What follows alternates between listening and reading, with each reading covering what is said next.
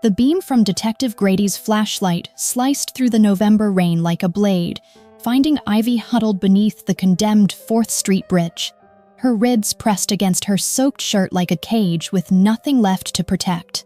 27 years old, but looking 40, barely 100 pounds if you counted the rainwater weighing her down.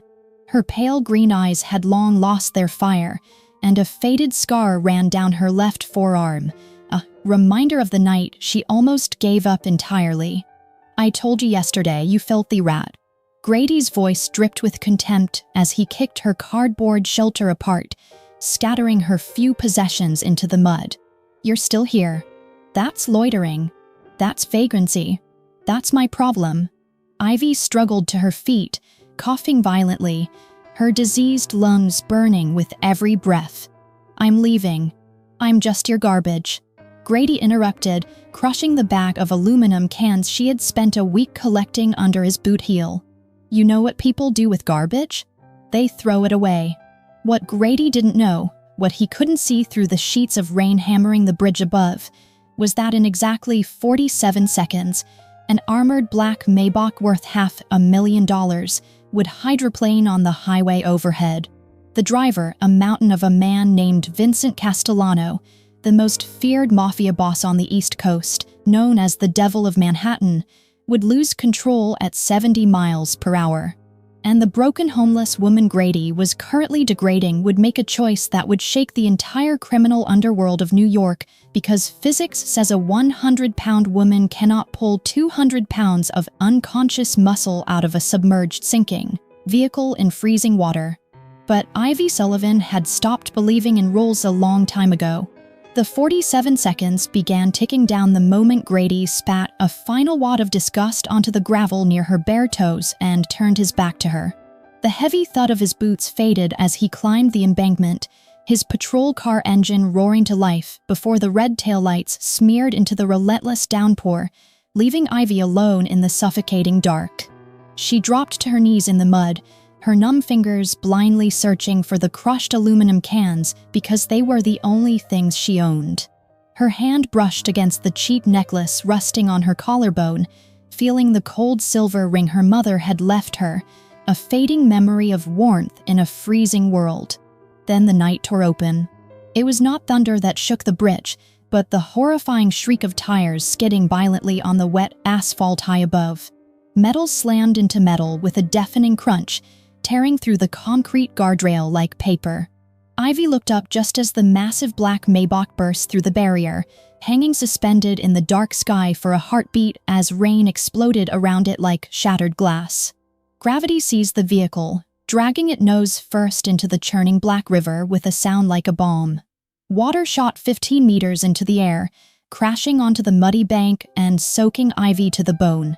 She scrambled forward, her diseased lungs whistling as she stared into the ink-black current where the front half of the luxury car was already swallowed. Through the rapidly sinking rear window, she saw him. A figure built like a fortress, head slumped motionless against the deployed airbag, his blood beginning to tint the rising water. The horns and screams from the highway above felt a million miles away, leaving only Ivy and the dying man in the isolated river below. Her mind screamed at her to run, whispering that she could not even save herself from starvation, let alone rescue a stranger from a watery grave. Grady had told her she was garbage, and garbage did not play the hero. But her legs moved on their own, carrying her toward the churning water as if guided by the ghost of her mother telling her she was strong. She tore off her soaked outer jacket and kicked away her ruined shoes, standing in the freezing rain before throwing herself into the abyss. The water hit her like a sledgehammer. 34 degrees of pure agony blasted the air from her chest, locking her muscles in a terrifying spasm. Darkness swallowed her completely, flooding her nose and mouth as she sank. Just as she thought the river had claimed her, an ancient survival instinct flared to life. She kicked her bare feet, fighting against the dragging current, swimming blindly toward the sinking metal coffin. Her hands slammed against the slick door, but the impact had locked the frame tight. Through the glass, she saw his chest was still, his massive frame trapped as the water rose to his chin. She had 30 seconds before he drowned. Ivy spun around in the black water, her stinging eyes catching the jagged edge of a broken concrete chunk resting on a submerged bridge pillar. She grabbed the heavy stone, ignoring the sharp edges tearing the skin from her palms, and swam back to the window. With a guttural cry that stole her last breath of oxygen, she slammed the concrete block into the glass once, twice, 3 times until it shattered in a web of destruction. The river rushed into the cabin, equalizing the pressure in an instant. Ivy dropped the concrete, slipped through the broken frame, shards cutting into her arms and shoulders, but she felt no pain. She grabbed the collar of his expensive wool coat and pulled with strength she did not know she possessed. He was dead weight, heavy as stone, but Ivy had survived worse than the river. She braced her feet against the sinking door frame and hauled the 200-pound Mafia boss out of the wreckage, kicking fiercely toward the faint glow of the surface. Her lungs burned like fire, sparks of light dancing in her vision as she broke the surface, gasping and choking on the foul water. She did not let go. Stroke by agonizing stroke, she dragged his massive body through the freezing current until her knees finally scraped against the muddy bank. She hauled him onto the wet earth, collapsing onto her back beside him as the sky spun wildly above her. She placed a trembling ear near his mouth and heard the faint, ragged sound of his breathing. He was alive. Sirens began to wail in the distance, sweeping blue and red lights cutting through the rain. The survival instinct of a homeless girl kicked in immediately, warning her that police meant questions, questions meant Grady, and Grady meant a cage. Forcing her battered body upright, Ivy took one last look at the bleeding titan on the mud, her chest tightening with an unexpected nod of relief. Then she turned away, dragging her bleeding feet through the slush, and vanished into the shadows of the condemned bridge before the first rescuer ever arrived. Vincent Castellano opened his eyes, and the first thing he saw was the stark white ceiling of a room he knew better than any hospital in the world.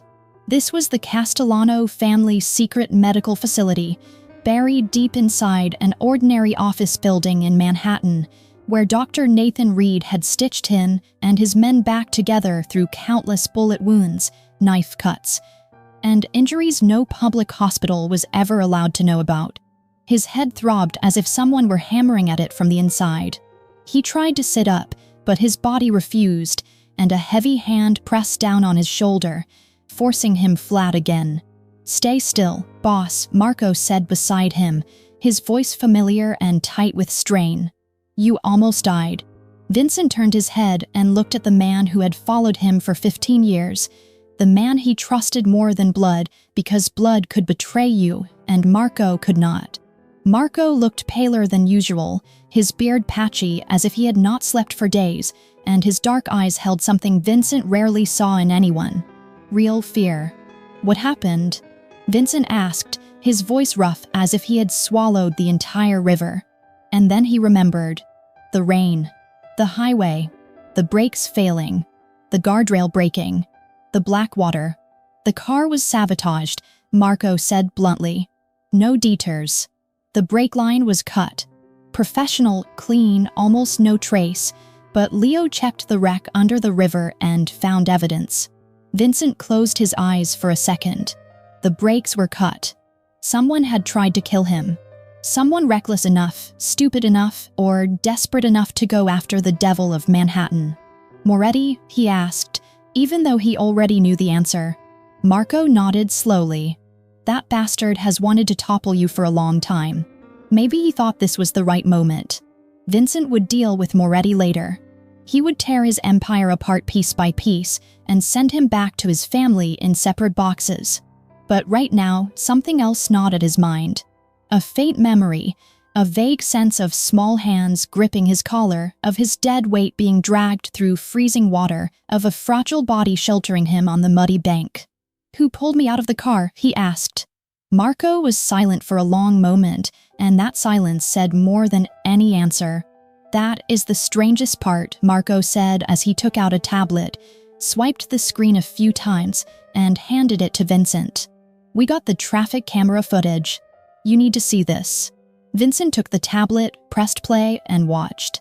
The video quality was poor, blurred by heavy rain and darkness, but still clear enough to show what happened. The Maybach tearing through the guardrail, the plunge into the river, and then a figure. Small, thin, throwing herself into the freezing water like a mad angel. Vincent watched the figure vanish beneath the surface, and he counted the seconds in his head. 10, 20, 30. Long enough that he thought she had drowned. Then she surfaced, and she was dragging him with her. A woman who could not have weighed more than half of him, pulling him through the violent current, swimming upstream with his body like an anchor tied to her throat. She hauled him onto the bank. She lay there shaking, completely exhausted. And when the rescue team came close, she crawled into the darkness and disappeared like a ghost. "Who is she?" Vincent asked, his eyes still fixed on the screen, on the fading shape dissolving into the night. "We do not know yet. No face, no identity, only that she was under the condemned 4th Street Bridge that night. Probably homeless." Vincent touched the screen and froze the frame at the exact last moment before the ghost vanished. He stared at the small silhouette that had risked her life in freezing water to save a man she did not know. A man she might have let drown if she had known who he was. For a man who had built his entire life on power, intimidation, and transaction, this selfless act defied every law of his universe. She had absolutely nothing to gain and everything to lose. "Find her," Vincent said, his voice snow. Longer week from the crash, but cold again with the familiar steel of the Devil of Manhattan. "Turn this whole city upside down if you have to. Find her and bring her here." The order rippled through the Castellano Empire like a shockwave. For the next 72 hours, Vincent's people tore apart the area around 4th Street Bridge looking for a ghost. Heavily armed men in tailored suits descended into the grimy underbelly of the city. They questioned other homeless people huddled over burning trash cans in alleyways, small-time drug dealers shivering on street corners, and the girls who worked the night streets looking for clients. They offered stacks of $100 bills for any information. They asked anyone who might have seen a thin woman with tangled brown hair, a faded scar on her arm, and pale green eyes. Most shook their heads, terrified by the sudden presence of the Mafia in their forgotten world. Some spoke in hushed whispers of a girl they sometimes saw under the bridge, a girl silent as a shadow, never bothering anyone, never asking for anything. They called her the ghost.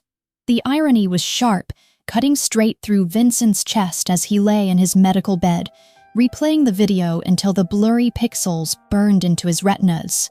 He had survived bullets, betrayals, and the deepest treacheries of the New York underworld, yet his life now belonged to a woman society had deemed completely invisible. He traced the rough outline of her figure on the glass screen, a strange tightness gripping his chest. He would not stop until he found her, because Vincent Castellano never left a debt unpaid, and this was the greatest debt of his life. The quiet 28-year-old driver and bodyguard named Leo was the one who finally tracked down the ghost. He had followed faint traces from the mud under the condemned 4th Street Bridge to the rusting shells of the Eastern Junkyard, then past an abandoned church with boarded windows, until the trail ended in a lightless alleyway reeking of rot and wet asphalt. Leo almost walked right past her without noticing. Because she was so small, she nearly dissolved into the dark, looking like nothing more than a pile of discarded rags wedged behind a massive green dumpster. Then she coughed. It was a wet, bloody sound that tore from the very bottom of her ruined lungs, echoing weakly against the brick walls. Leo stopped dead in his tracks. He knelt beside the pile of rags, and what he saw made even a hardened man who was entirely used to violence shudder with a sudden chill. It was the girl from the grainy video footage. She was curled into a tight ball, her thin body shaking uncontrollably against the freezing concrete, even though her cracked lips had turned a terrifying shade of blue. She was burning. Not burning in flame, but radiating a fever so impossibly high that her skin practically scorched the cold air around her, her internal thermostat completely shattered by her plunge into the freezing river 3 nights ago. Her breathing was ragged and shallow, every desperate gasp a losing battle against the fluid filling her lungs. Her pale green eyes were half open but saw absolutely nothing, just 2 clouded discs slowly sinking into the final stages of unconsciousness. Severe pneumonia, Leo realized instantly. Her exhausted, malnourished body had spent its absolute last shred of strength pulling his boss from a watery grave, leaving her with no defenses left to fight off the brutal cold. She was dying right here in this filthy alleyway between dumpsters and stench. The invisible ghost who had saved the most powerful mafia boss on the East Coast was quietly bleeding out her last breaths, and no one in the world cared except the men currently hunting her. Leo pulled out his encrypted phone with a trembling hand and dialed Vincent. The line rang exactly once before Vincent answered, his voice cold and impatient through the speaker. "Have you found her?" he demanded. "I have," Leo replied, his eyes locked on the small, shivering body at his feet, listening to her weak, wheezing breath that sounded like water seeping through a fatal crack in a dam. "But there is a massive problem, Voss. She is dying." A silence fell over the encrypted line, heavy and suffocating like a thick winter fog. Then Vincent spoke again, and for the very first time in his 15 years of loyal service, Leo heard something bleeding through the ice in his boss's tone. It was not anger, and it was not control. It was pure, unfiltered panic. "Bring her here immediately," Vincent ordered, the words clipping with frantic authority. "Call Dr. Reed and have the entire medical wing ready. She must not die. Do you hear me, Leo? She must not die." Leo ended the call without another word. He stripped off his heavy, expensive wool coat and knelt on the filthy asphalt, wrapping the thick fabric tightly around Ivy's freezing, fragile frame. When he slipped his arms beneath her to lift her, his heart dropped. She was as light as a hollowed-out bird. She weighed so little that his mind completely rejected the physics of the video footage. He honestly wondered how this broken, starving body could have possibly dragged a man weighing over 200 pounds out of a sinking metal coffin. "She must not die," Leo whispered aloud, echoing Vincent's desperate order like a sacred prayer as he hurried toward the idling black luxury SUV at the mouth of the alley. "Hold on, Ghost. My boss owes you his life, and he does not take no for an answer." He laid her gently across the pristine leather back seat, his driver already slamming the gas pedal before the doors even clicked shut. The powerful engine roared through the desolate New York streets, tearing through red lights and stop signs as the heater blasted on maximum. In the back, Ivy drifted deeper into the dark abyss, her chest rising with agonizing slowness. She did not know that she was no longer garbage waiting to be thrown away by a cruel detective. She did not know that she was currently speeding toward an impenetrable fortress guarded by men who would kill for her. She only knew that the freezing rain had finally stopped, and for the first time in 2 torturous years, the terrifying darkness pulling her under felt strangely warm.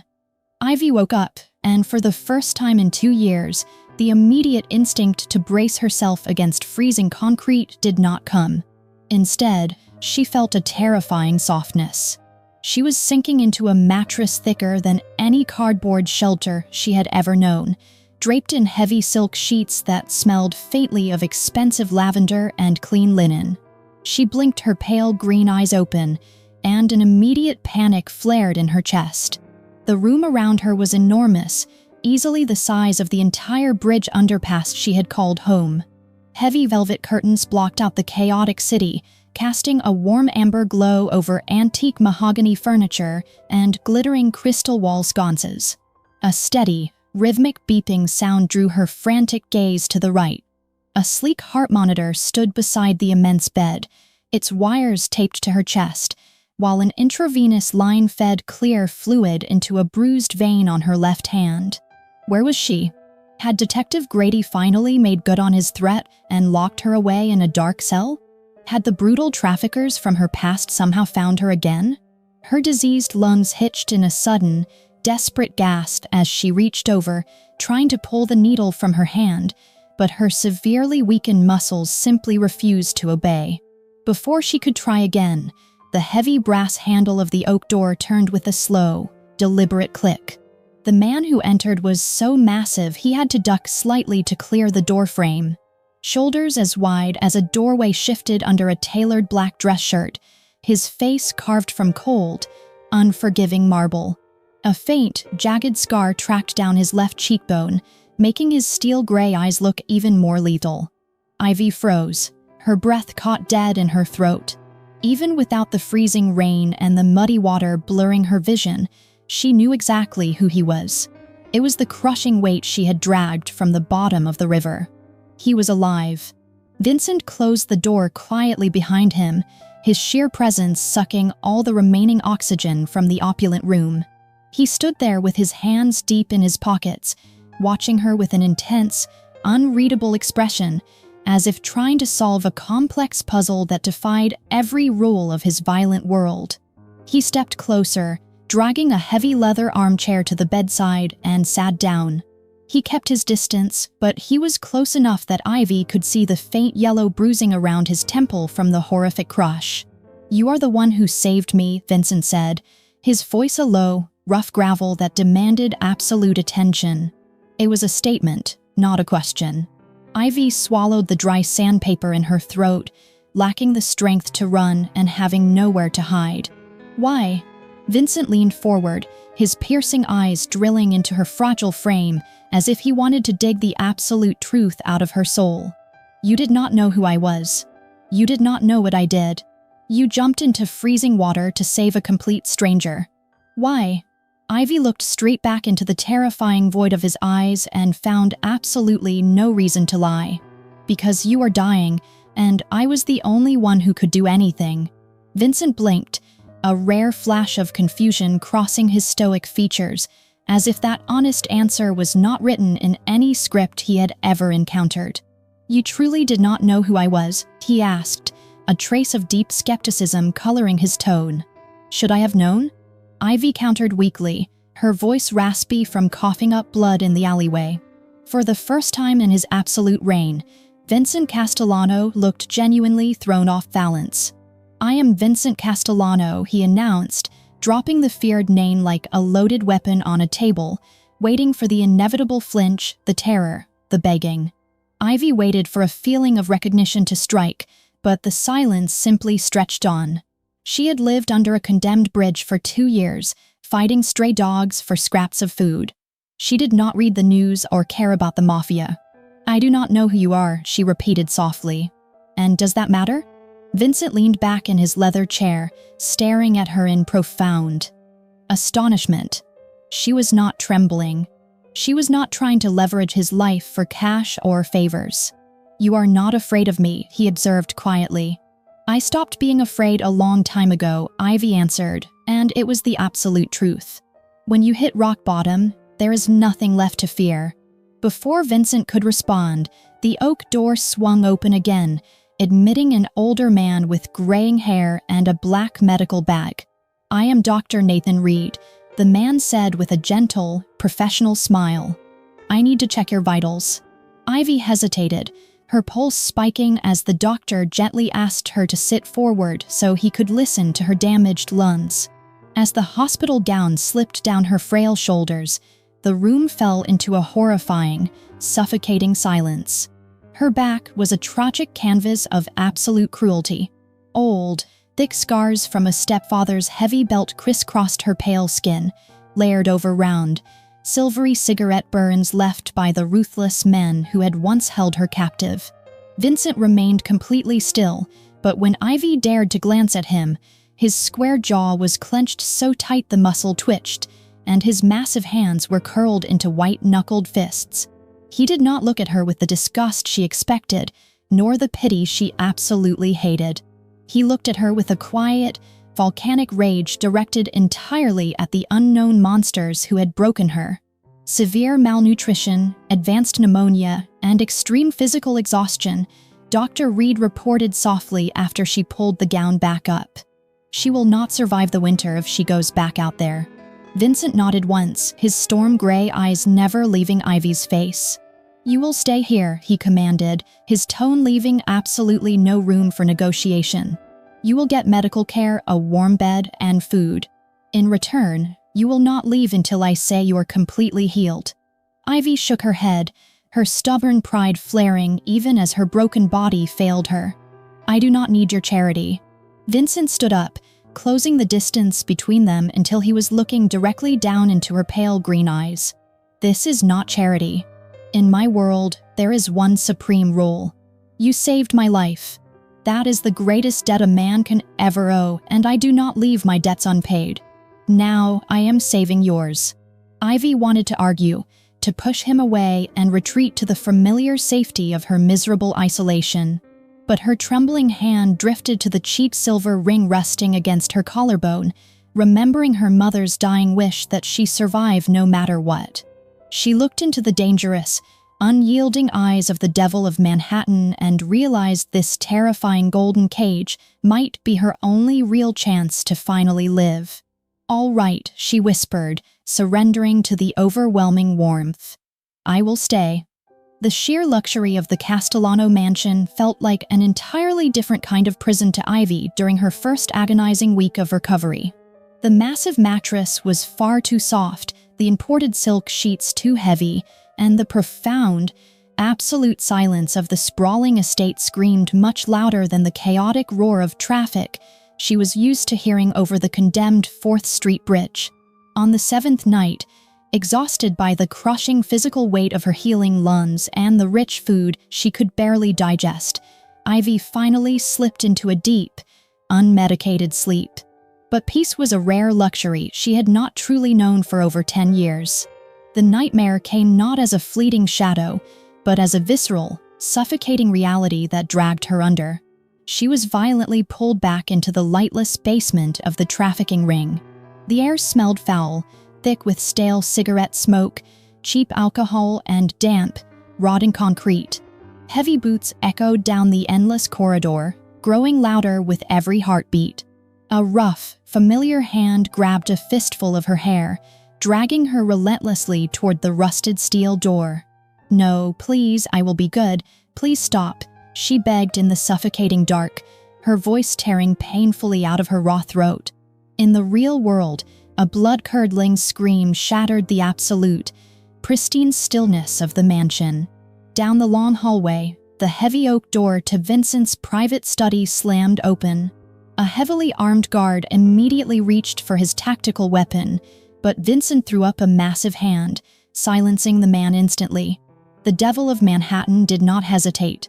His long strides ate up the distance to her guest room, his chest suddenly tightening with an alien, violent panic that he had not felt since he was a defenseless teenager. He shoved her door open and completely froze. The pathetic sight before him made his cold, blackened heart physically ache in a way he had never thought possible. Ivy was not in the massive bed. She had dragged herself into the darkest, furthest corner of the room, her thin knees pulled incredibly tight to her chest, her scarred arms wrapped defensively over her head to ward off invisible blows. She was screaming, not in anger, but with the raw, desperate agony of a broken soul being repeatedly ripped apart from the inside. Please do not hit me, she sobbed hysterically, her pale green eyes wide open, but completely blind to the present, locked permanently in a terrifying past he could not reach. I am sorry, I am sorry. Vincent stood completely immobilized by the door. He was a ruthless man who had tortured sworn enemies without blinking, a cold apex predator who commanded the entire criminal underworld of New York with absolute, unquestioned authority, yet he had absolutely no idea how to comfort a fragile, broken woman having a night terror. In his violently strict world, emotion was a fatal weakness, and weakness always meant death. But watching her fold in on herself, trembling violently like a dying leaf in a winter storm, something deeply dark and intensely protective flared in his chest. An uncontrollable, volcanic rage boiled in his veins, directed entirely toward the unknown ghosts who had carved this deep, endless terror into her fragile mind. He wanted to hunt them down, to hear them scream, and to tear them apart piece by piece. But his violent rage would not save her right now. He intentionally forced his rapid breathing to slow, unclenching his massive, white-knuckled fists.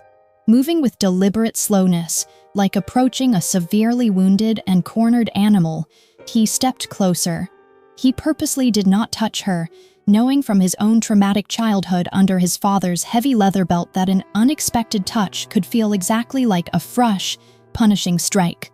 He stopped exactly 3 feet away and slowly sank to his knees on the plush carpet, lowering his towering frame so he would not cast a shadow over her. "Ivy," he said, keeping his rough, gravelly voice incredibly low and remarkably steady. "Ivy, listen to me carefully. You are here. You are completely safe." She did not hear him. Her breathing was a frantic, hyperventilating spiral that threatened to crack her healing ribs. "Please let me go," she moaned, hot, terrified tears sliding freely down her pale, scarred cheeks. Vincent edged just a single inch closer, his gray eyes locking onto her erratic form. "No one is going to hurt you ever again," he promised, his tone vibrating with a terrifying, absolute sincerity that carried the weight of a blood oath. "I will kill anyone who even tries." A full minute passed, agonizing and slow, and then another. Gradually, the steady, rhythmic cadence of his deep voice seemed to pierce through the suffocating, toxic fog of her memory. Ivy's frantic shaking began to marginally ease. She blinked heavily, her vision swimming slowly back into focus. The terrifying basement melted away, replaced entirely by the soft amber glow of the crystal night lamp. She looked up and saw the most feared Mafia boss in all of New York kneeling on the floor of a guest bedroom, looking at her with a profound, completely unguarded gentleness. In that quiet, fragile moment, Ivy saw straight past the imposing facade of the Devil of Manhattan. She saw the quiet, heavy understanding in his steel gray eyes, recognizing the familiar, crushing weight of unhealed scars. She realized with a sudden, aching clarity that he carried terrifying nightmares too. "I am sorry," she whispered, her voice cracking painfully as she wiped her wet face with a trembling, bruised hand. "You do not ever need to apologize to me," Vincent replied smoothly, remaining firmly seated on the floor beside her. He leaned his broad, muscular back against the patterned wallpaper, stretching his long legs out over the carpet. "We all have ghosts, Ivy." He did not ask her to explain the horrific details of the nightmare, and he did not push her to return to the empty bed. Instead, he simply sat there in the dark corner with her, turning himself into a massive human shield against the terrors of her mind.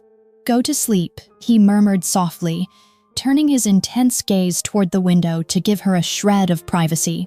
"I will be right here." Ivy watched his rigid, protective profile for a long, silent time. For the first time in her entire tragic existence, the monsters hiding in the dark were utterly terrified of the monster sitting patiently by her side. She finally closed her eyes, letting her exhausted head rest against the wall, and slipped into a truly dreamless sleep. After that terrifying night, the atmosphere inside the sprawling Castellano mansion shifted in a way no one could perfectly explain. The heavy security remained, with armed guards patrolling the frozen perimeter, but the greatest change happened behind the heavy oak door of the guest wing. Vincent began coming to Ivy's room every single night. On the first night, he stood in the doorway and claimed he was simply checking the perimeter security. On the second night, he stepped inside and quietly stated he needed to make sure she was not having another violent night terror. By the third night, he offered absolutely no excuse at all. He simply walked in, dragged the heavy leather armchair closer to the window, and sat down in the dim amber glow of the bedside lamp. At first, the silence between them was thick and heavy, the kind of absolute quiet that usually belonged to empty churches or graveyards. But slowly, the invisible walls they had both spent decades building began to crack. They started with small, fragile words. Ivy would speak softly about the thick philosophy books she had discovered in his massive library, tracing the gold lettering on the covers with her bruised fingers. Vincent would mention the bitter December cold freezing the New York harbor, his rough voice rumbling like distant thunder in the quiet room. It was never meaningless small talk, and it was never the polite lies people use to fill empty spaces. It was the cautious, desperate attempt of two profoundly lonely people trying to learn how to speak again. One night, while the winter wind howled against the frosted glass, Ivy finally found the courage to ask about the jagged scar running down his left cheekbone. Vincent went completely still, his massive frame freezing in the leather chair for so long that she genuinely thought she had ruined everything. Then, his heavy chest rose and fell, and he began to speak of his father. Yeppy Castellano was the previous Mafia boss, a ruthless tyrant who terrified the criminal underworld but saved his absolute worst cruelty for his own blood. Vincent described how his father would drink heavily, using his leather belt, his fists, and anything within reach to violently remind his family exactly who owned them. He touched the faded white line on his cheek, his gray eyes darkening with ancient fury. He told her the scar was a gift from his 14th birthday, given because he had accidentally spilled red wine on his father's shirt in front of important guests. His father had waited until the house was empty, then sliced his face open with a heavy gold ring, warning him never to cause an embarrassment again. Ivy listened in absolute silence, her heart breaking so violently that she felt the physical ache in her healing ribs. Her fingernails dug painfully into her own palms as she vividly remembered the crushing weight of her own stepfather's fists. Vincent did not stop there, his rough voice tearing at his throat as he confessed the darkest shadow of his life. He told her how his mother had silently endured the brutal beatings for 18 years until one quiet afternoon, while Vincent and his sister Sophia were at school, she swallowed an entire bottle of sleeping pills. Vincent had been only 16 years old when he found her cold, lifeless body rusting perfectly still in the massive master bedroom. The guest room fell into a heavy, suffocating silence, filled only by the ticking of the antique grandfather clock in the hallway. Ivy did not offer empty apologies or meaningless words of comfort because she knew firsthand that absolutely nothing could soften that specific kind of agonizing grief. Instead, she pushed the heavy silk blankets aside, sliding out of the massive bed. Her bare feet made no sound on the plush carpet as she walked over to where the most dangerous man in New York sat completely shattered. She sank her knees on the floor right beside his heavy boots, turning her pale green eyes toward the freezing darkness outside the window. "We are exactly the same," she whispered softly, her voice carrying the absolute truth of a shared hell. "We were both raised by pain. We carry horrific scars that the rest of the world refuses to see, and we are so entirely lonely that we do not even know how to breathe without the loneliness anymore." Vincent looked down at the fragile woman kneeling at his feet. In the dim light, he saw her more clearly than he had ever seen anyone in his entire violent life. He did not see a weak, starving victim from the streets. He saw a magnificent, broken warrior who had been beaten down by a cruel universe, but flatly refused to surrender. Without thinking, the devil of Manhattan reached his massive, calloused hand down into the shadows. He did not know what he was doing, but his trembling fingers blindly searched for hers. Ivy did not flinch, and she did not pull away. She gently opened her bruised palm, allowing his heavy fingers to intertwine perfectly with her own. They sat there on the floor for hours, entirely silent, hand in hand, as the winter storm raged outside. There were no grand declarations of romance, no impossible promises of a perfect future. It was simply the profound, breathtaking connection of two shattered souls who were finally too incredibly tired to fight the dark alone. And in that quiet, frozen moment, for the absolute first time in both of their tragic lives, neither Ivy nor Vincent felt completely alone. That morning, a thick layer of pure white snow covered the sprawling garden of the Castellano mansion like a heavy blanket, completely hiding all the dark, violent stains of the world beneath it. Ivy stood quietly by the massive arched window of her bedroom, looking out at the picture-perfect scene, and felt a strange, desperate longing rise in her healing chest. She wanted to go outside. She wanted to touch the freezing snow, to feel the sharp bite of the cold air on her skin, and to remember what the vast world beyond these four gilded walls actually felt like. Dr. Nathan Reed had finally permitted her some gentle movement, and when she quietly asked to step out, Leo, the silent bodyguard whose life she had indirectly saved when he found her in the freezing alleyway, nodded in cautious agreement. They would only walk a few short laps around the enclosed, highly secure garden. What possible danger could there be in the impenetrable fortress of the Devil of Manhattan? That assumption was the very first fatal mistake. The winter garden was incredibly wide and profoundly silent, filled only with bare rose bushes drooping under heavy snow and winding marble paths glittering weakly under the pale morning sun. Ivy walked slowly, breathing in the biting cold, her pale cheeks flushing pink, and for the absolute first time in years, she felt something resembling true peace. Leo followed exactly 3 steps behind her, his dark eyes constantly sweeping the pristine perimeter like a trained hound sensing unseen danger. But even the absolute best hounds can miss a predator hiding completely downwind.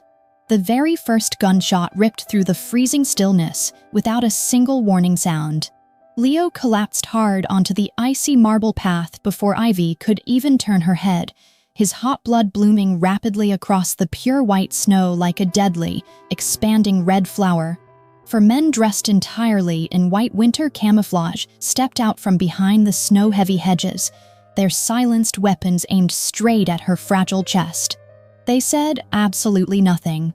They demanded absolutely nothing. They only advanced with the synchronized, deliberate steps of professional killers totally accustomed to kidnapping and murder. Ivy stood completely frozen in the freezing wind, her heart racing so violently it threatened to crack her mending ribs. She knew with absolute, terrifying clarity that she had exactly 2 choices in this critical moment. She could surrender, or she could fight. Surrendering meant being dragged away, tortured for information about Vincent, and used as a disposable pawn in a ruthless power game she did not even understand.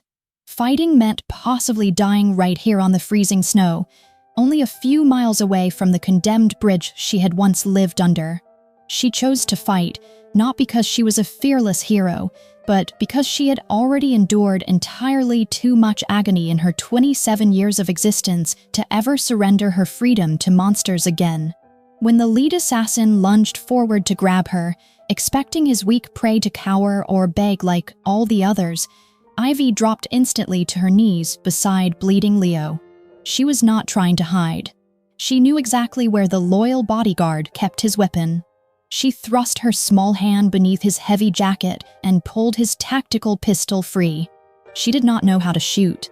She had never held a real gun in her entire life. But she knew how to survive the darkest corners of hell, and sometimes survival simply meant doing things you never thought you were capable of doing. The lead attacker lunged down to wrestle the heavy weapon from her fragile grip. Ivy twisted her small body violently to the side and smashed the heavy steel, but of the pistol directly into his temple with every single ounce of strength she had left. The loud crack of bone echoed in the cold air, and the massive man collapsed face first into the snow, completely unconscious. Ivy did not stop. She scrambled to her feet, raising the heavy weapon with both trembling hands, and aimed the barrel directly at the remaining 3 assassins. Her bruised hands were shaking violently, but her pale green eyes were completely steady. "Back away," she ordered, her voice sounding so incredibly cold and hollow that she barely recognized it as her own. "Back away, or I will shoot." The 3 masked men hesitated in sheer disbelief. They had absolutely never expected their starving, fragile prey to strike back with such vicious, unhesitating brutality. And in that crucial, split second of hesitation, heavy gunfire erupted from the mansion terrace. Vincent and Marco appeared like angels of absolute death, their automatic weapons roaring with deafening fury. In less than 60 seconds, the remaining 3 assassins lay completely motionless on the blood-soaked snow. Then the entire estate fell into a heavy, ringing silence. Vincent stepped directly over the bleeding bodies, his expensive leather shoes leaving dark prints on the white ground, and stopped directly in front of Ivy. She was still standing there, the heavy pistol gripped tightly in her small hands. The dark red blood of the man she had struck was splashed across her pale cheek, a stark contrast against her white skin. But her pale green eyes were calm, frighteningly calm. It was not the calm of someone who did not comprehend fear, but the deep, haunting calm of a broken woman who had faced the absolute worst kind of death entirely too many times to ever tremble before it again. "Leo is hurt," she said evenly, her voice carrying no panic. "Call a doctor." Vincent looked down at her, and he saw something entirely new ignite in those extinguished green eyes. He saw immense strength, an unbreakable will, and a raw capacity to fight that he had never expected to find in a body so incredibly small and broken. She was not just a fragile victim needing saving. She was a hardened warrior beaten down by a cruel life, but never truly defeated. Vincent ordered Marco to call Dr. Reed without ever taking his steel-gray eyes off Ivy's face. "And clean this up," Vincent commanded the guards. "I want to know exactly who they were and exactly who sent them."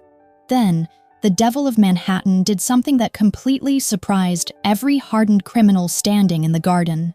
He stripped off his heavy black wool coat and draped it gently over Ivy's trembling, blood-splattered shoulders. He reached out and carefully, gently pried the heavy steel weapon from her locked fingers. "You are safe now," Vincent said, his voice dropping into a register softer than anyone had ever heard from him in his entire life. "You did very well." Ivy looked up at his handsome, scarred face, and the adrenaline finally crashed. For the very first time in her entire life, she allowed herself to truly lean on another human being. She leaned heavily into Vincent's massive chest, and his strong arms caught her, pulling her tight against his heart as if it were the most natural, essential thing in the entire world. After the bloody ambush in the garden, Sofia Castellano completely changed her attitude toward Ivy. The cold, calculating sister of the Mafia boss no longer viewed the fragile girl as a desperate opportunist or a pathetic charity case, but with the profound, silent respect one dangerous woman reserves for another who chooses to fight instead of surrender. So, when Sofia unexpectedly offered to take Ivy out into the city to shop for proper winter clothes, Vincent cautiously agreed, though he ordered a heavily armed security detail to follow their every single move. They drove in a bulletproof convoy to an exclusive, high-end boutique in the absolute heart of Manhattan. Ivy felt entirely out of place among the glittering crystal chandeliers, the racks of silk and cashmere, and the overly polite salespeople who offered them expensive champagne. But Sofia patiently guided her through the aisles, selecting elegant, simple garments that beautifully flattered her recovering frame and brought a faint, healthy color to her pale cheeks. The afternoon felt like a distant, impossible dream, a glimpse into a normal life she never thought she would experience. That beautiful illusion shattered the exact second they stepped out of the warm shop and onto the freezing, bustling concrete sidewalk. A man deliberately stepped out from the shadows of an awning, completely blocking their path. The heavy blue uniform of the New York Police Department could not hide the cruel, sickeningly familiar sneer on his weathered face. It was Detective Richard Grady. Ivy recognized him instantly, and the warm blood in her veins seemed to freeze into solid ice. Suddenly, she was not standing on a luxury shopping street surrounded by wealth. She was dragged violently back to the suffocating mud under the condemned 4th Street Bridge, the blinding beam of his flashlight slicing into her tired eyes, the sickening crunch of his heavy boot repeatedly crushing her wake of collected aluminum cans. The phantom stench of his cheap tobacco and stale coffee flooded her senses, making her damaged lungs seize in panic. "Miss," Grady said with a thick, sickeningly fake voice of professional concern, his sharp eyes dancing with malicious, greedy delight behind the friendly mask. "I am Detective Grady." I have been incredibly worried about you since you disappeared from the bridge area. Are you all right? Is someone forcing you to stay with them? If you need help, the police can protect you." Ivy stood completely paralyzed, her dry throat clamping shut. She wanted to scream that he was the monster who had mercilessly tormented her, the tyrant who called her human garbage, but the ancient, deeply ingrained terror of his absolute authority locked every single word inside her chest. Before Grady could take another aggressive step toward her, Sofia Castellano smoothly placed herself directly between them, her designer heels clicking sharply on the concrete. Sofia looked at the detective with gray eyes so incredibly icy they could have frozen the winter wind itself. "Detective Grady," Sofia said slowly, her voice dripping with open, lethal sarcasm. "I know exactly who you are. You are the corrupt little street cop who extorts homeless people for pocket change and protects low-level drug dealers on the Lower East Side. Do not perform your pathetic street theater for me." Grady's fake smile vanished instantly, his face twisting into an ugly, furious scowl, but he quickly forced a nervous chuckle to maintain his cover. "I do not know what you are talking about, lady. I only want to make sure this vulnerable girl is not being held entirely against her will. The Castellano family is not exactly known for being a safe environment. She is leaving with me right now." Sofia let out a short, terrifying laugh and slowly reached into her designer handbag to pull out her phone. "Touch her, and I will call my brother. And you know exactly what Vincent Castellano does to any man who dares to touch what belongs to him." Grady looked at the fearless, elegant woman, then is nervous. Eyes darted to the four massive, suited bodyguards swiftly closing in on the sidewalk with their hands resting on concealed weapons. He knew instantly that he had lost this round. He took a bitter step back, but before turning away to blend into the passing crowd, he locked his venomous eyes on Ivy. "We will definitely meet again, you filthy rat," he whispered, pitching his cruel voice so incredibly low that only she could hear it over the blaring city traffic. "And next time, no one will be there to protect you." Sofia grabbed Ivy by the trembling arm, pulling her immediately toward the waiting armored SUV, dialing Vincent before the heavy doors even slammed shut. When the vehicle finally pulled through the massive iron gates of the Castellano estate, Vincent was already waiting for them in the grand marble foyer. His handsome face was carved from absolute stone, but his steel-gray eyes burned with a terrifying, apocalyptic fury that he very rarely let anyone see. He did not ask Ivy if she was all right because he did not need to. He looked at her violently shaking hands, saw the raw, suffocating fear she was desperately trying to hide behind her pale green eyes, and that was more than enough to shatter the last of his restraint. He gently pulled her into his massive arms, kissing the top of her head before turning his towering frame toward Marco. His rough voice dropped to a register so incredibly cold it commanded absolute silence in the massive hole. "I want absolutely everything on him," Vincent ordered, officially releasing the Devil of Manhattan from his chains. "Every dirty dollar he has ever taken, every crime he has ever covered up, and every person he is connected to. Find out if he is working for Moretti, and then prepare to tear his life apart." Marco nodded grimly and vanished to execute the order, fully knowing that Detective Grady was already a walking dead man. The investigation into Detective Grady did not stop with the corrupt policeman's illicit connections and dirty money. Vincent also ordered a complete, exhaustive background search on Ivy, not because he doubted her intentions for a single second, but because he desperately needed to know exactly who had hurt her, and he needed to know their names so he could exact a merciless revenge. The highly classified report arrived exactly 2 days later. When Marco placed the thick manila folder on the heavy mahogany desk in the master study, his usually stoic face was completely pale, looking as if he had just read his own brutal death sentence. Marco did not say a single word as he backed away and quietly closed the oak door, leaving the Devil of Manhattan alone with the ghosts of Ivy's past. Vincent sat in his high-backed leather chair and opened the file. The silence in the massive room grew heavier and more suffocating with every single page he turned. He read the clinical, Detached police reports and private investigator notes detailing how Ivy's mother had slowly died of aggressive cancer when Ivy was only 16 years old. He read about her legal guardian, her stepfather named Thomas Sullivan, and the horrific, unspeakable abuses he inflicted upon her from the time she was 16 until she finally managed to run away at 18. The report did not dare detail every single atrocity, but the emergency room admission records painted a vivid, sickening picture of broken bones, cigarette burns, and endless terror. Vincent's jaw clenched so tightly that a muscle jumped near his faded scar, but the nightmare on the pages only deepened. He read about her desperate years living on the freezing New York streets, starving and hiding in the shadows, until she was violently kidnapped by an underground human trafficking ring when she was 22. For 8 agonizing months, Ivy was held captive in a windowless, concrete hell, treated as nothing more than disposable merchandise for the absolute worst monsters society had to offer.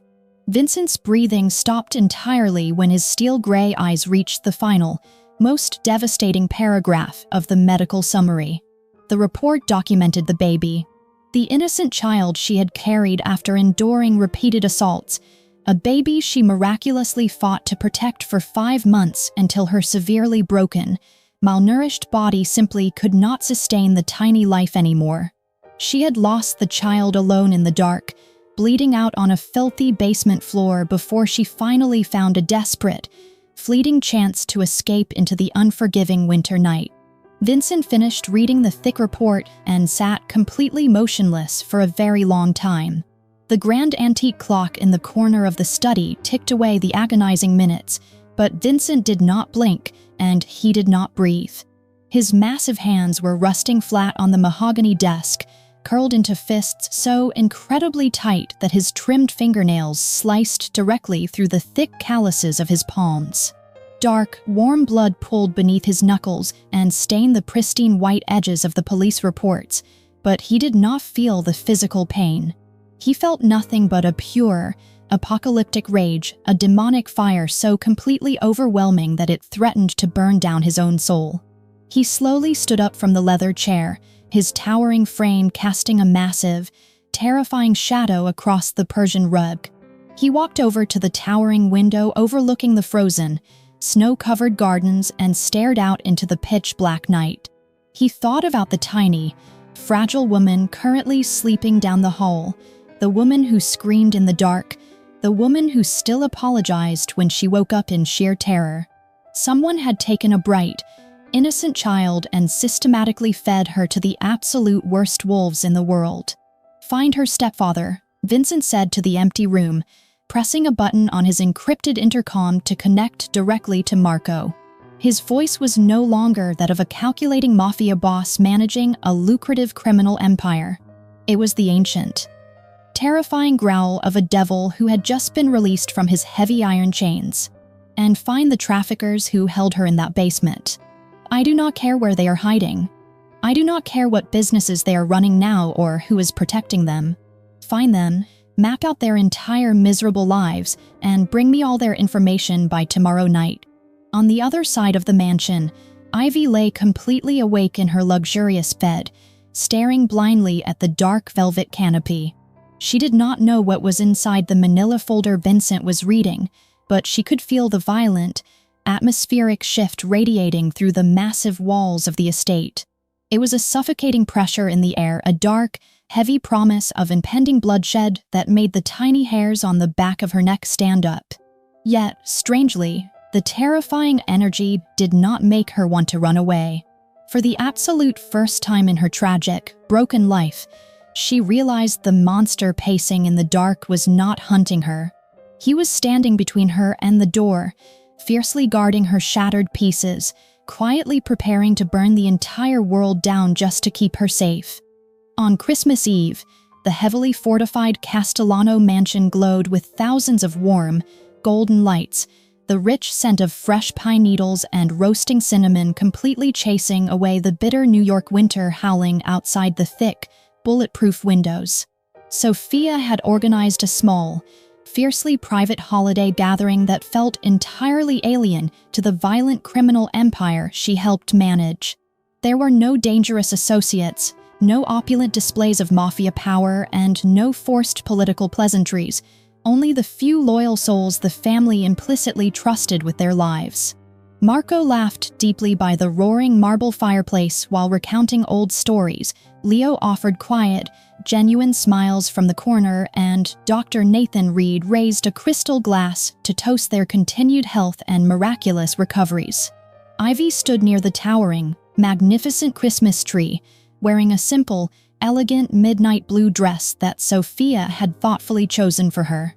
She felt an overwhelming, breathless surge of surreal gratitude washing over her healing body. Just 2 short months ago, Christmas was merely another freezing, miserable night shivering under the condemned 4th Street Bridge, desperately rubbing her numb. Filthy hands together to stave off the biting frostbite while the rest of the world celebrated behind locked doors.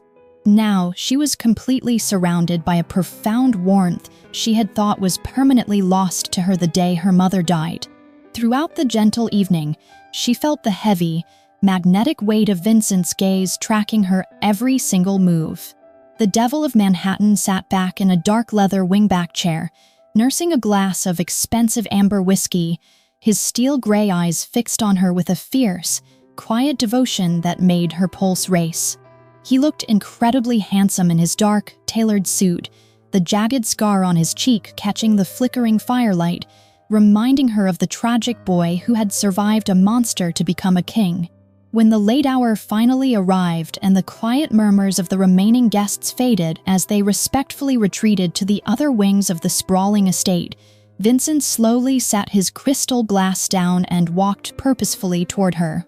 The massive, opulent room seemed to shrink until it was only the two of them standing in the soft, magical glow of the decorated tree. He reached into the inner pocket of his suit jacket and pulled out a small, black velvet box. He did not offer any grand, theatrical speeches or demanding expectations. He simply handed the small box to her, his massive, lethal hands incredibly gentle as his fingers brushed against hers. Ivy took the velvet box with violently trembling fingers, her heart beating a frantic, deafening rhythm against her healing ribs.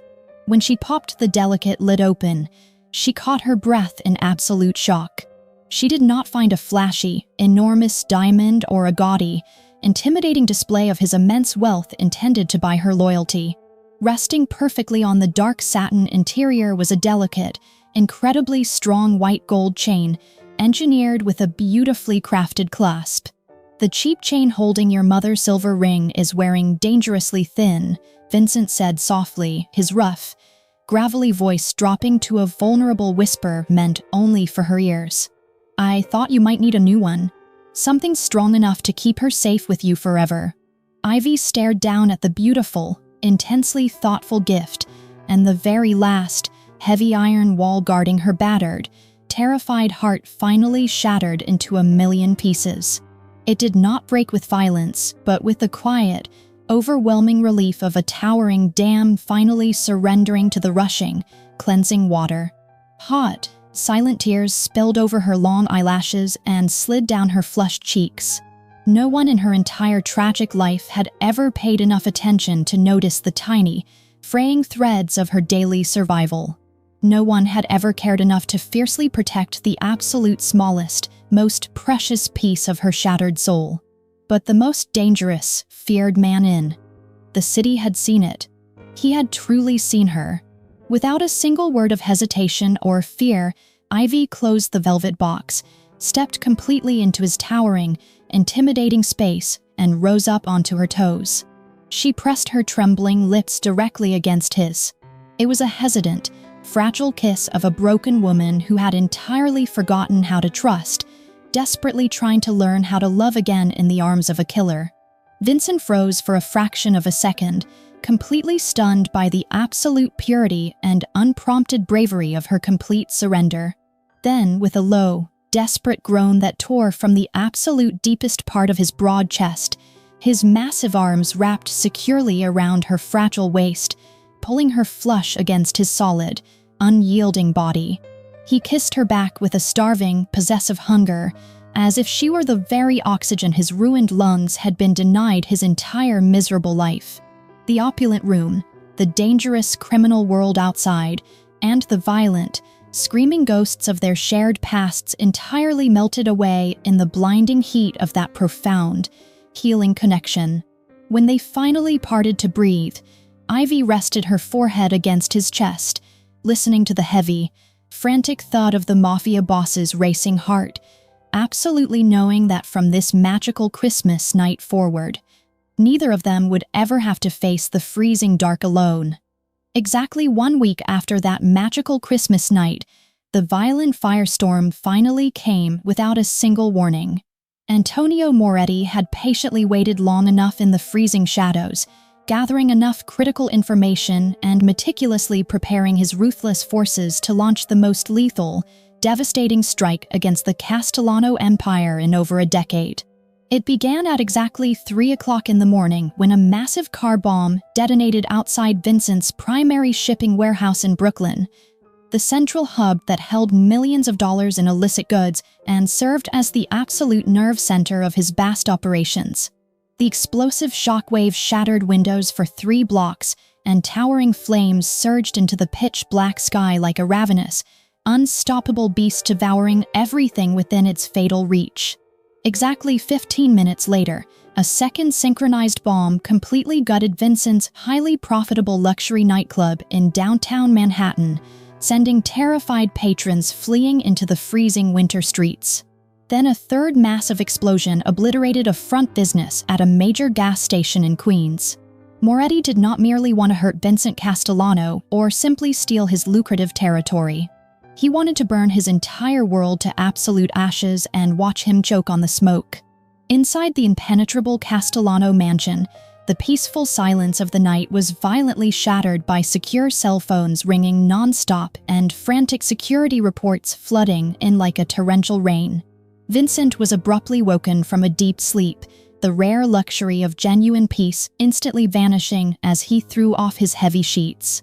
He ran out of his master bedroom and down the long, opulent hallway, his rough voice shouting rapid-fire orders for Marco to mobilize every single available soldier, for Leo to immediately lock down the estate perimeter, and for all armed units across the city to prepare for absolute war. He paused for only a fraction of a second outside Ivy's closed door. He wanted to check on her, to hold her and promise her the violence would not reach her, but he knew she had finally found restful sleep after weeks of horrific night terrors. Believing she was entirely safe within his heavily fortified walls, the Devil of Manhattan turned away and rushed toward the command center, completely unaware he was making the most devastating mistake of his entire life. In the blinding, deafening chaos of the sudden siege, absolutely no one noticed that the highly advanced mansion security system had already been silently breached from the inside. Detective Richard Grady had done his treacherous work to absolute perfection. Heavily funded by Moretti's deep pockets, the corrupt policeman had successfully bribed one of the outer perimeter guards and obtained the encrypted override code to completely disable the surveillance cameras on the east wing of the estate, exactly where Ivy's bedroom was located. While Vincent and his heavily armed men rushed frantically toward the front gates to coordinate the massive counterattack across the burning city, Grady slipped through the side entrance like a poisonous ghost. He moved silently over the plush Persian carpets, his heavy boots leaving faint traces of filthy street mud on the pristine floors, a walking infection invading a beautiful sanctuary. Ivy was sleeping deeply, completely free from her terrifying nightmares for the first time in her tragic life, when her heavy oak bedroom door flew open without a single sound.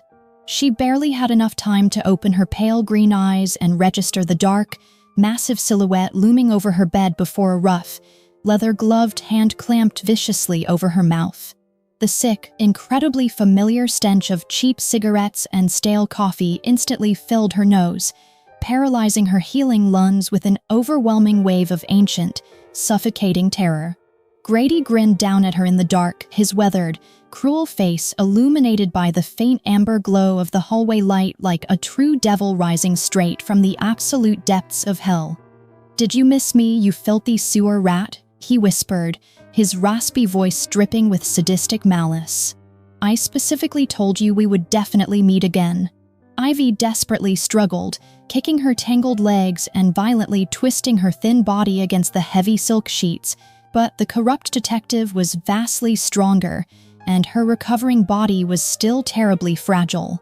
She clawed frantically at his thick wrists, tearing his skin with her nails, her breath catching in her throat as she tried to scream for Vincent, but the heavy leather glove completely suffocated her desperate cries into muffled whimpers. Grady let out a low, sickening chuckle as he pressed all of his heavy weight down onto her chest, pinning her completely to the soft mattress. "You actually thought you could hide in a mansion and play the queen," he taunted, pulling a heavy steel baton from his tactical belt with his free hand. "Do not dream. You will always be nothing but garbage." A brutal, crushing blow to the side of her head sent a blinding flash of white-hot pain exploding behind her eyes. The opulent bedroom, the warm, healing memories of Christmas, and the faint, distant sounds of shouting guards entirely dissolved into a bottomless, spinning void. Her struggling body finally went completely limp against the expensive pillows, and the terrifying darkness dragged her forcefully under, pulling the ghost straight back into the horrific, violent hell she had just escaped. Vincent returned to the mansion just as the first light of dawn threatened the smoking New York skyline, his heavy boots crushing the marble foyer as he barked orders into his encrypted phone. He pushed through the heavy oak doors of the East Wing, expecting to find Ivy terrified but safe, only to find the long hallway eerily silent and his two station guards lying unconscious on the floor. He shoved her bedroom door open, his massive heart stopping completely inside his chest. The heavy silk bed was empty, the velvet curtains were violently ripped, and resting directly on her white pillow was a piece of torn cardboard. Written in jagged, cruel letters was a simple, sickening taunt from Detective Richard Grady, telling the devil exactly where to find his precious street garbage. Something inside Vincent Castellano finally snapped, breaking not with a loud, theatrical explosion, but with a terrifying, apocalyptic silence. He did not scream.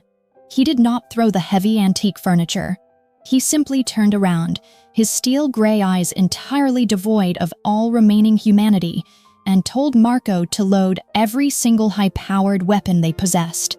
They drove frantically toward the desolate industrial district at the absolute edge of the freezing river, stopping 100 yards away from a rotting, abandoned warehouse surrounded by rusted chain-link fences. 10 heavily armed men loyal to Antonio Moretti guarded the rusted metal doors, smoking cheap cigarettes in the freezing winter wind, completely unaware that death itself had just arrived to collect its heavy toll.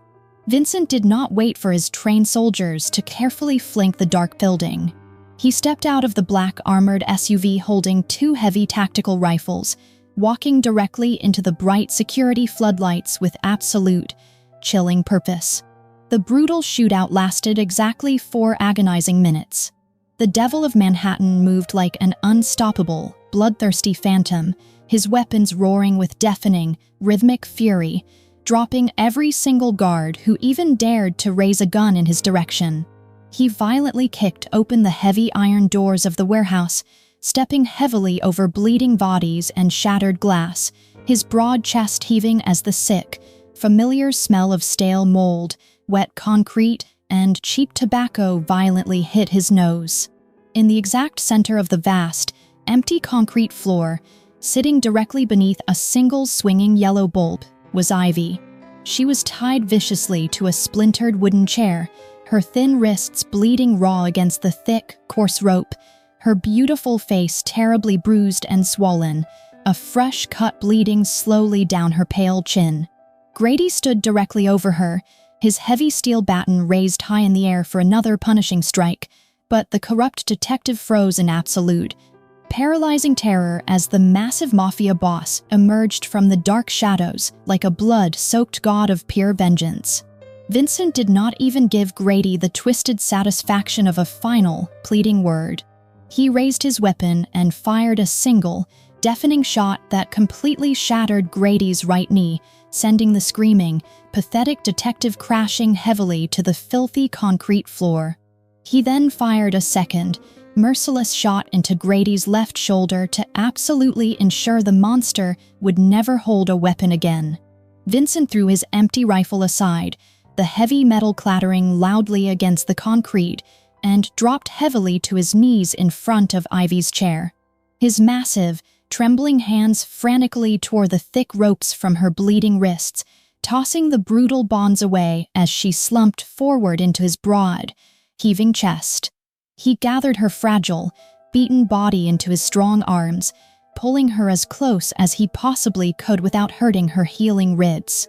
He looked desperately at her swollen, purple eye, the painful split in her lip, witnessing the terrifying physical echoes of a dark past he had fiercely sworn to protect her from. And the absolute last fortified wall inside his hardened soul finally crumbled into invisible dust. For the very first time in 20 long, agonizing years, the most feared man on the entire East Coast openly cried. Hot, desperate tears spilled freely from his steel-gray eyes, running rapidly down his scarred cheeks and falling like warm summer rain into her tangled brown hair.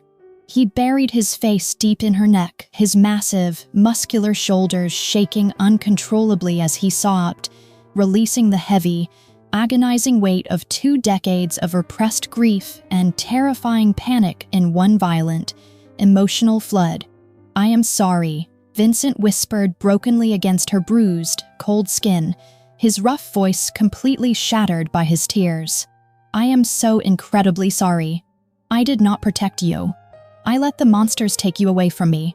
Ivy slowly lifted her trembling, bruised hand, fighting through the agonizing physical pain in her battered shoulder, and gently pressed her small, calloused palm against his wet cheek. She was terribly beaten, covered in dirt and blood, but looking into his weeping eyes, she was completely unbroken. "You came for me," she whispered softly, forcing a faint, beautiful smile through her split lip that completely twisted his bleeding heart in his chest. "That is absolutely all that matters. You came, and I am still alive." Vincent closed his eyes tightly, leaning heavily into her gentle, forgiving touch, letting her quiet, immense strength anchor him completely back to the earth. He stood up with effortless, protective grace, lifting her incredibly light body carefully into his arms as if she were made of the most precious, fragile glass in the entire world. He carried her out of the horrific nightmare, walking purposefully past the whimpering, bleeding detective and the slaughtered guards without a single backward glance, wrapping her tightly in his heavy wool coat and promising her silently that he would burn the rest of the criminal city to absolute ash before he ever let anyone hurt her again. In the weeks that followed the horrific night in the abandoned warehouse, absolute justice was delivered to the criminal underworld of New York in the only violent, uncompromising way Vincent Castellano knew how to deliver it. While Dr. Nathan Reed tended to Ivy's physical wounds inside the impenetrable safety of the mansion, the Devil of Manhattan went to war. He did not merely strike back at Antonio Moretti. He systematically ripped the rival syndicate apart by its rotting roots. Within 48 hours, every single one of Moretti's profitable fronts, his hidden warehouses, and his illegal gambling dens were burned to the ground or violently seized by heavily armed Castellano soldiers. Moretti's most loyal lieutenants were either bought off with millions of dollars in cash or quietly eliminated in the freezing dark. When Moretti himself desperately tried to flee across the border to Mexico, Vincent's men found him hiding in a filthy, abandoned motel. The police officially ruled it a tragic suicide, though absolutely no one in the city truly believed that convenient lie. But Vincent's terrifying wrath did not stop with the men who had directly attacked his empire. He turned his apocalyptic fury toward the dark, festering ghosts of Ivy's tragic past. He began with Thomas Sullivan, Ivy's cruel stepfather was living a quiet, comfortable life in a sunny Arizona suburb with a brand new wife and 2 young stepchildren. Entirely convinced he had permanently escaped the monstrous sins he committed against the fragile girl he had once so brutally abused. He was completely wrong. Vincent did not order his men to simply kill the man because a quick death was a mercy Thomas Sullivan absolutely did not deserve. Instead, the Mafia boss hired the most ruthless private investigators and elite hackers in the world to gather mountains of undeniable evidence. They tracked down other silent victims Sullivan had left behind over the years and simultaneously sent every single horrifying detail to the federal police and the national media. The massive scandal exploded like a devastating bomb. Sullivan was aggressively arrested on his manicured front lawn in front of his terrified new family and all his wealthy neighbors, exposed on national television as a violent, irredeemable predator. He became an immediate object of public disgust, guaranteed to spend the rest of his miserable life rotting in a cold concrete cell. The human traffickers who had once kidnapped Ivy did not escape the devil's far-reaching grasp either. Vincent used his vast, terrifying network to hunt down the elusive leaders of the underground ring. When his heavily armed men finally found their hidden compound, they did not just dismantle the operation. They completely obliterated it. Dozens of terrified, captive victims were safely rescued and anonymously funded for lifelong rehabilitation, while the ruthless monsters who had kept Ivy in a lightless hell for 8 agonizing months were violently handed over to the federal authorities with enough undeniable evidence to guarantee multiple life sentences in maximum security prisons. Vincent made absolutely sure they would receive special, highly agonizing treatment from the hardened inmates inside those walls. Ivy sat quietly by the massive window in her warm, sunlit bedroom as Vincent gently told her exactly what he had done. He did not hide his violent actions from her because he fiercely wanted absolutely no secrets between them ever again. He watched her pale green eyes, searching desperately for any sign of fear or rejection regarding the lethal monster he truly was. She remained completely silent for a very long time, her bruised fingers absent-mindedly tracing the beautiful white gold chain resting against her healing collarbone. When he finally asked her how she felt about the complete destruction of her tormentors, her answer carried the profound, terrifying strength of a warrior who had finally laid down her heavy sword. "I do not forgive them," she said calmly, her voice ringing with absolute certainty. "I never will. What they did to me, and to those other innocent people, does not deserve a single ounce of forgiveness." She slowly turned away from the clear glass window and looked directly into Vincent's steel-gray eyes. The hollow, extinguishing emptiness that had haunted her gaze for 2 agonizing years was completely gone. In its place was a bright, steady peace that absolutely took his breath away. "But I finally let them go," she continued softly, reaching out to gently cup his scarred, handsome face with her warm hands. "I absolutely refuse to let them live in my mind anymore. They have already taken entirely too much from me, and I will not give them another single second of my life." Vincent closed his eyes tightly, leaning his heavy forehead against hers, breathing in the sweet, clean scent of her hair. In completely destroying the monsters of her past, the ruthless Mafia boss had miraculously found the absolute salvation of his own dark soul. 6 months after that terrible night, on a breathtakingly warm spring afternoon, Vincent took Ivy back to the condemned 4th Street Bridge. She did not know exactly why he wanted to return to this specific place, but she trusted him completely, and so she let his massive, warm hand lead the way. They stood closely together on the rusted edge of the bridge, looking down at the slow-moving river below, the exact same body of water that had witnessed the violent, terrifying moment that permanently changed both of their lives 6 months earlier.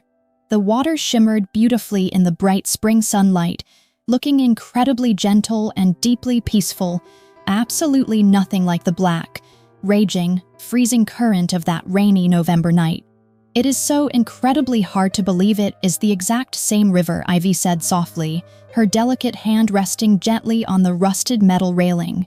That night, it wanted to violently kill me, but right now it looks like it could never hurt a single soul. Vincent stood tall beside her, staring intensely down at the glittering surface, vividly remembering the suffocating drowning, the freezing darkness, the biting cold, and vividly remembering the small, impossibly strong hand that had grabbed his expensive collar and pulled him forcefully toward the light. He had truly died that night. The ruthless devil of Manhattan, the cold monster who had absolutely nothing but raw power and crushing loneliness, had sunk straight to the muddy bottom and never came back up. The man who was pulled out of the wreckage was someone entirely else, a man who could finally love, who could fiercely fear loss, who could cry, and who could desperately hope. "You saved me," he said, turning his broad shoulders toward her. And not just that terrible night in the freezing river, but every single day after that. You saved me from my crushing loneliness, from the absolute darkness, and entirely from myself. Ivy looked up at him, and in her pale green eyes, once completely extinguished by unimaginable suffering, a magnificent, unbreakable new light now brightly shone. She had changed so incredibly much in 6 months. Her skin was a healthy, glowing pink, her body was much stronger, and most importantly, her shattered soul had miraculously begun to fully heal. She still had nightmares sometimes, and she still startled at sudden, loud noises, but she was absolutely no longer the invisible ghost hiding under the bridge. She was a fierce, radiant woman learning exactly how to live and love again. That night, she said slowly, looking deeply into his steel gray eyes, I thought I would definitely die. I jumped into the freezing water because I truly had absolutely nothing left to lose in my miserable life. I saved you because it was the only brave thing I could possibly do that made my pathetic existence mean something. I was not afraid of dying, Vincent. I honestly even wanted to die a little. She paused, her voice thickening with profound emotion as she offered him a smile that was far more beautiful than any flower blooming that bright spring. But right now, I desperately want to live. For the absolute first time in so many agonizing years, I truly want to live because I have you, because I finally have a real family, and because I have a beautiful reason to wake up every single morning. Vincent felt his massive heart race wildly against his ribs.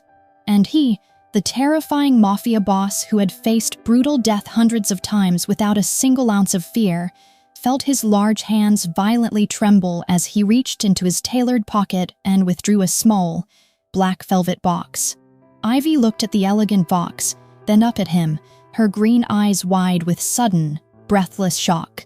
Vincent Castellano went down on one heavy knee, right there on the cracked concrete of the bridge where their impossible story began, and popped the box open. Inside rested a breathtaking diamond ring, not overly massive or excessively showy, but absolutely perfect in the exact same way Ivy was always completely perfect to him. I do not know exactly how to propose, he said, his gravelly voice much rougher than usual. I have never loved a single soul before you.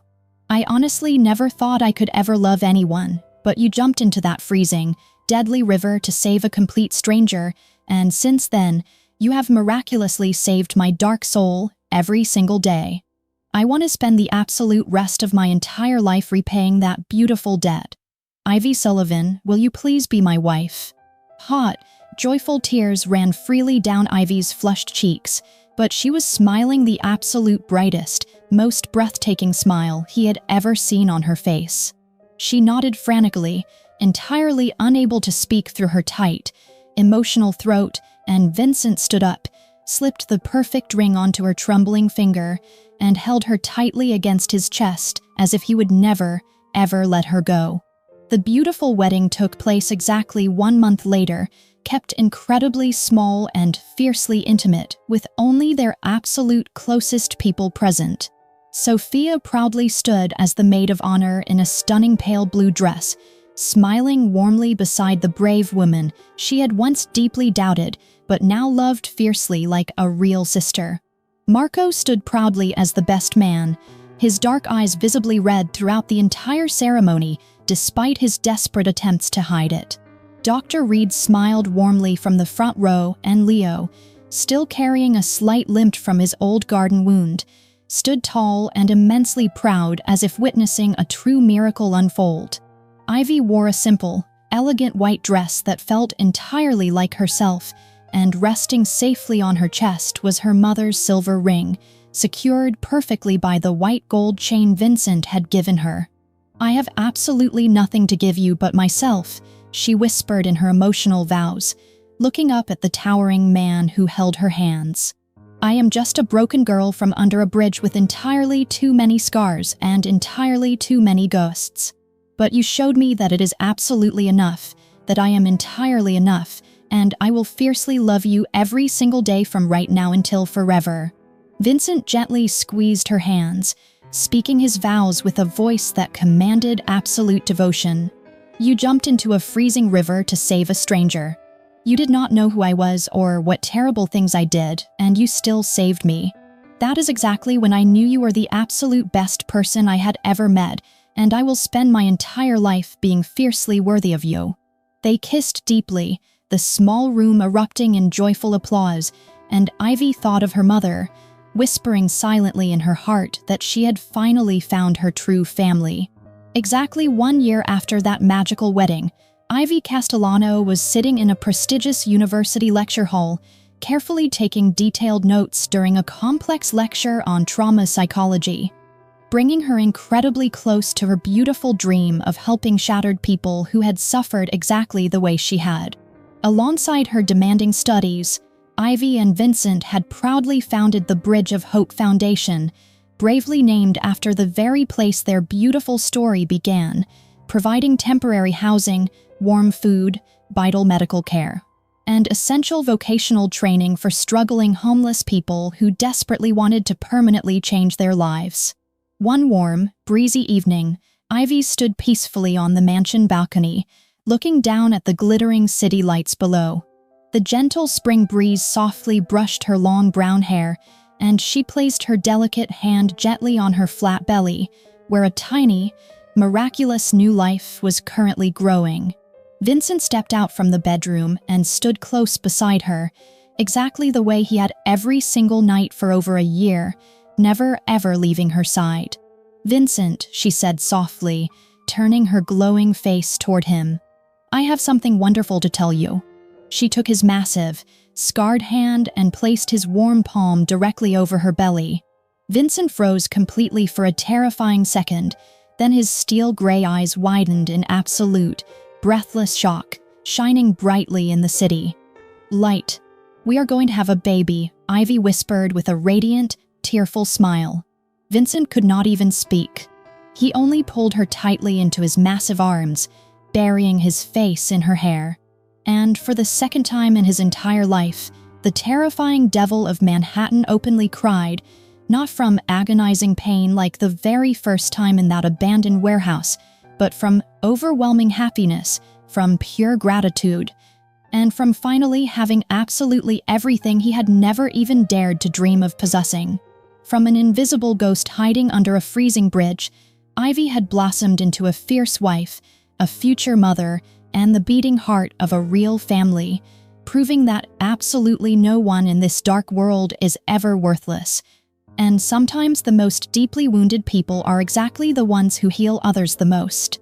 Thank you so incredibly much for listening to this emotional journey here on Sunni Romance, where we believe that true love can conquer even the darkest shadows. Have you ever experienced a dark, hopeless moment in your life that unexpectedly transformed into a beautiful miracle? Please share your deep thoughts in the comments below, because we absolutely love reading what is in your heart, and do not forget to subscribe to follow more moving stories every single day. We wish everyone watching this video robust health, a deeply joyful life, and endlessly peaceful days with the people you cherish.